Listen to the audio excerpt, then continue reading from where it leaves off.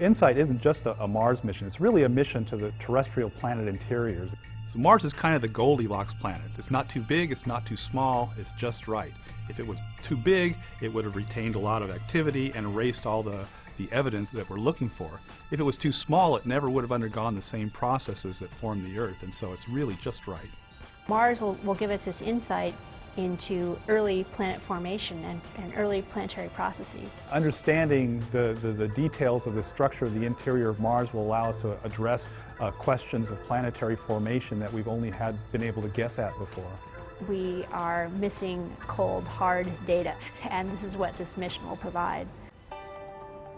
The InSight mission is a geophysical mission to Mars. It's going to go to Mars and take its vital signs. It's going to take its heartbeat, the seismic activity of the planet.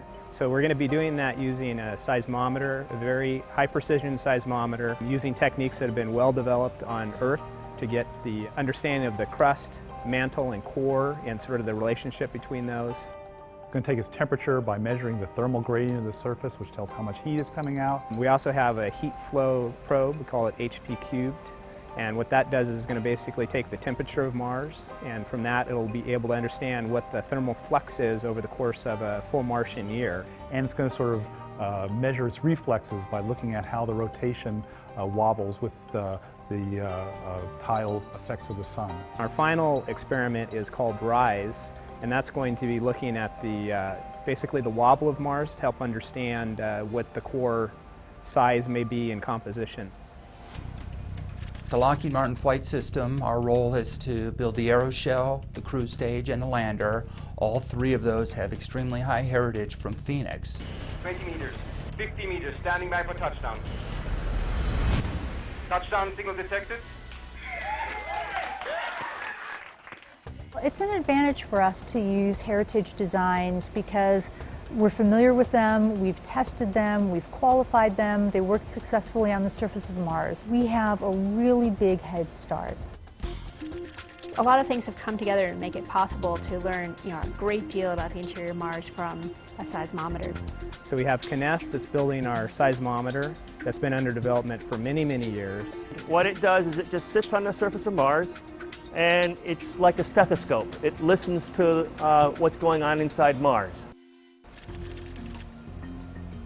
On the HP cubed instrument, we have that being delivered to us from DLR. That also has been under development for many years. And what this probe does is it penetrates into the subsurface up to 5 meters. On its way, it measures the thermal conductivity. A basic mantra of our flight system design is low risk, and with that is low cost risk. We've been to Mars before with the JPL Lockheed Martin team. We've been to the surface of Mars before successfully with Phoenix. We know how to operate the arm.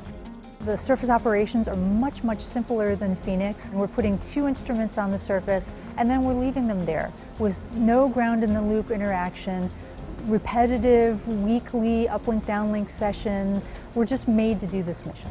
The heritage for InSight extends way past just the flight system and the hardware. It extends to the personnel, the processes, the tools that we've developed, and so forth. With one spacecraft on a Discovery budget, we're really going to be able to do the science that for the last 20 years we thought would cost at least $1 billion to $1.5 billion and require 3 or 4 spacecraft. We have very robust margins built into InSight.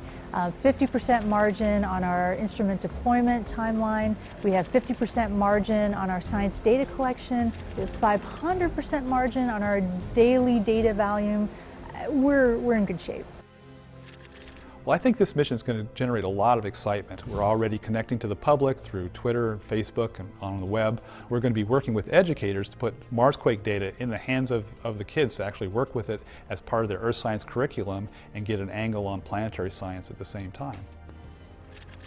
We've got the right expertise and knowledge to run this mission. We're going to be ready for launch in 2016. Within 6 months, we'll be landing on the planet and immediately bringing back our science. It's going to be a great mission.